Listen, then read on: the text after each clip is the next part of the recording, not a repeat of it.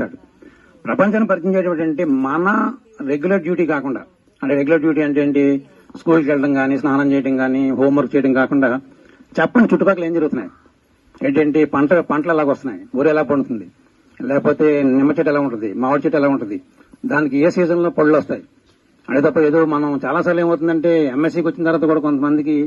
ఈ పంట విధానాన్ని కానీ ఇవి తెలుసలా, అలా పంటల గురించి చెప్పొచ్చు, లేదా పోస్ట్ ఆఫీస్ గురించి చెప్పొచ్చు. పోస్ట్ ఆఫీసులో మన అక్కడ ఇంటి సర్వీస్ వస్తాయి, మనీ ఆర్డర్ ఇవ్వచ్చు, లేకపోతే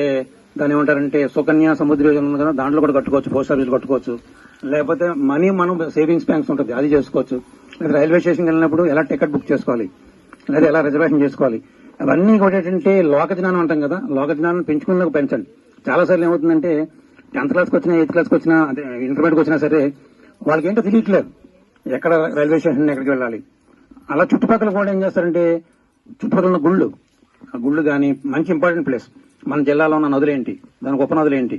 లేదా మట్టి రకాలు ఎలా ఉన్నాయి, ఏ మట్టిలో ఏ పంట పండుతుంది, ఎందుకు